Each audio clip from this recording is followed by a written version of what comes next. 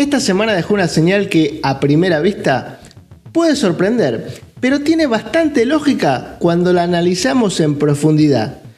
¿Y de qué estoy hablando? De que los bancos centrales en todo el mundo están aumentando el peso del oro en sus reservas a niveles que no se veían en décadas, mientras reducen su exposición relativa a la deuda soberana, especialmente a la de los bonos del Tesoro de los Estados Unidos. Y esto es noticia. Y en parte eso nos ayuda a explicar dos movimientos que estamos viendo al mismo tiempo.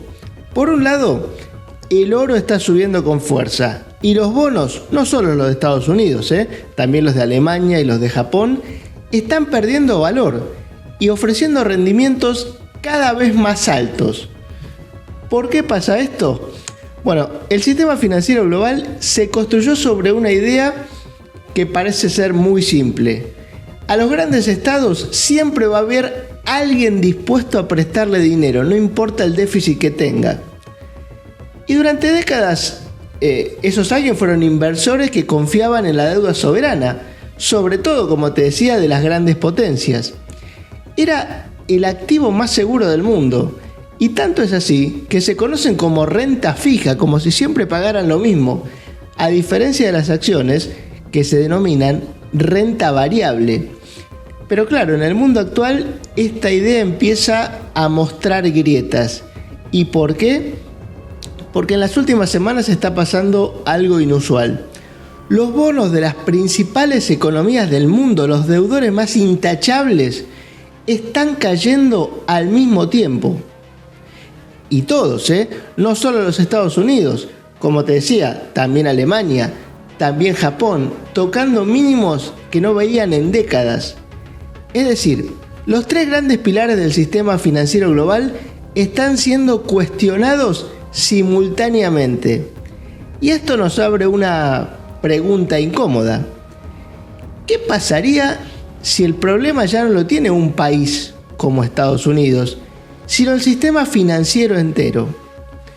Soy Ezequiel Daray, economista especializado en economía internacional, y esto es Macronomics, el podcast en el que cada semana analizamos la teoría económica que hay detrás de una de las grandes noticias que invade los periódicos, los medios y los titulares de todo el mundo. Y con esto vamos a tratar de entenderlo. Si te gusta este contenido, te invito a suscribirte, a dejarnos tus preguntas y comentarios, y así como te digo siempre, entre todos aprendemos un poco más, porque de eso se trata.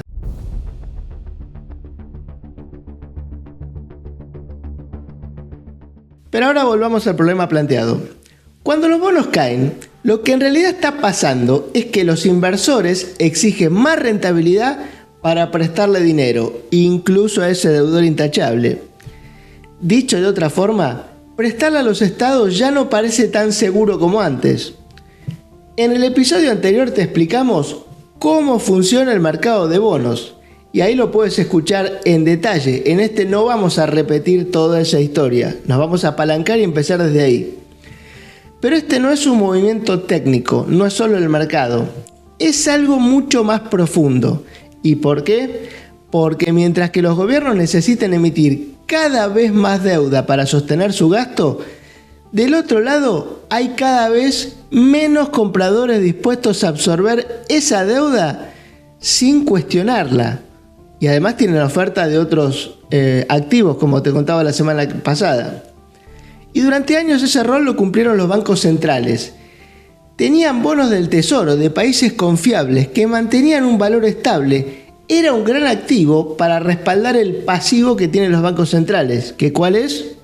Sí, la moneda que emiten. Pero ese ciclo también está cambiando y lo vimos esta semana crudamente. Aunque este cambio no está ocurriendo de manera uniforme, porque mientras los bonos de Estados Unidos, por ejemplo, de Alemania o de Japón, pierden atractivo, hay una excepción que comienza a llamar la atención. A ver si adivinas. 1, 2, 3. China. En las últimas semanas, la demanda por bonos chinos ha crecido. En realidad, desde que se desató la guerra de Estados Unidos contra Irán, cayeron todos los activos. Pero el bono chino tuvo un muy pequeño retroceso, casi imperceptible. El bono de Japón o Estados Unidos, en cambio, retrocedió mucho más. Y aún mucho más lo hicieron Alemania o el Reino Unido. Y aún mucho más lo hizo el oro. Y esto no es casualidad. China mantiene un mayor control sobre su sistema financiero. Una inflación relativamente baja, mucho más baja que la de Occidente. Y sobre todo, una exposición menor a algunos de los desequilibrios que hoy afectan a las economías de todo el mundo, a las economías de Occidente, en especial de la energía. Pero hay algo más importante. En un mundo cada vez más fragmentado, en donde la geopolítica empieza a pesar tanto como la economía, los flujos financieros también se están reordenando, están tomando otra forma para adaptarse a este nuevo mundo. Esto significa que el capital ya no se mueve solo en función de la rentabilidad o del riesgo, el llamado flight to quality. También se mueve en función de los alineamientos políticos. Te lo explico de otra forma. El sistema financiero global se está empezando a dividir y ya empieza a ser importante de qué lado estás. Y en este contexto aparece el otro gran movimiento de fondo. Mientras los bonos pierden atractivo, los bancos centrales están comprando oro a un ritmo que no se veía en décadas. Pero un segundo, Ezequiel, me acabas de decir que el oro perdió mucho más valor desde el comienzo de la guerra incluso que los bonos. Sí, es cierto, cayó pero desde máximos, porque una buena parte de los que subieron al barco del oro para especular, desarmaron sus posiciones cuando la situación se complicó. Estamos hablando de los especuladores. Pero la verdadera demanda de oro, la fuerte, la de los bancos centrales, sigue firme. Y esto no es casualidad. Es que el oro no depende de ningún gobierno. El oro no se puede emitir para financiar un déficit fiscal. Por eso es más confiable y es más fácil de leer. Según el Consejo Global del Oro, en 2025 la demanda superó las 5.000 toneladas por primera vez en la historia. Y los datos muestran que la producción de oro fue de algo más de 3.600 toneladas. Está claro, como cualquier activo, la demanda creció más rápido que la oferta. Se disparó el precio, no podía reaccionar de otra manera. Pero ahora bien, ¿quiénes están comprando oro o quiénes lo compraron el año pasado, que son los últimos datos que tenemos? Muchos inversores y especuladores que quisieron subirse a la ola dorada comprando ETFs, que son participaciones en fondos que invierten en oro. La joyería también, porque el oro no es solamente un activo de refugio, sino también un bien de lujo. Y los bancos centrales, que compraron algo así como 900 toneladas de oro solamente el año pasado. Esto no significa que el mundo esté volviendo al patrón oro como sugieren algunos analistas que puede pasar. De momento no. El patrón oro significaba que la moneda de cada país estaba respaldada por lingotes de oro físico que estaban en las reservas de los bancos centrales, como ahora, pero respaldaban el 100%. Pero en 1971 Nixon sacó a Estados Unidos del patrón oro y la mayor economía del mundo pasó a tener un tipo de cambio flotante. Con respaldo, sí, a toda moneda lo respalda algo, pero no algo tan estable como el oro. El principal respaldo del dólar son bonos del Tesoro de los Estados Unidos. Un sistema parecido al de Japón. Se compran la deuda entre ellos, pero claro, era renta fija. Es decir, el respaldo de cada billete de dólar que uno tiene ya no es un lingote que uno puede ir y tocarlo. Es un bono de un Estado endeudado con un déficit fiscal enorme. El inversor todavía confía, la gente acepta la moneda, porque países como Estados Unidos o Japón siempre han honrado su deuda y a lo sumo podrán imprimir billetes para pagarla. Pero ya no es un sistema que genere tanta confianza. Y los activos durante décadas fueron considerados libres de riesgo, pero empezaron a ser percibidos como activos con algo de riesgo. Y cuando eso pasa, todo cambia. Porque si Estados Unidos tiene que pagar más cara la refinanciación de su deuda por las tasas de interés, eso implica menos margen para sostener el gasto, más presión sobre las tasas de interés y eventualmente un impacto sobre el crecimiento económico. Esto ya lo vimos en episodios anteriores. En otras palabras, el mundo en donde la deuda deja de ser barata es un mundo más inestable. Todavía no estamos en una crisis, pero en 2025 los bancos centrales de Polonia, Kazajistán, China o Brasil salieron fuerte a comprar oro para integrar a sus reservas.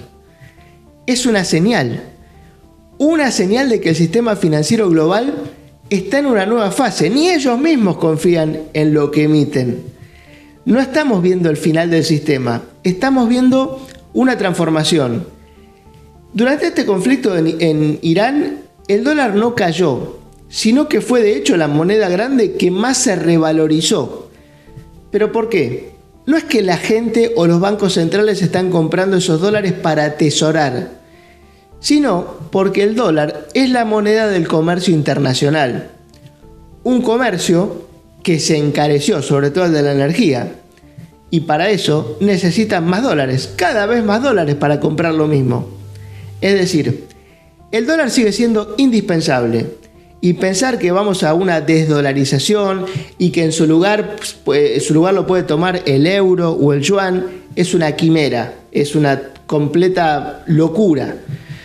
Pero eso no significa que no lo empecemos a cuestionar. Y acá está la diferencia clave.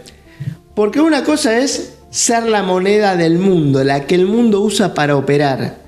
Y otra distinta es ser el activo en el que el mundo confía para resguardar su valor, para atesorar. Y esa segunda condición empieza a mostrar grietas. ¿Y qué puede pasar entonces en lo que queda del año?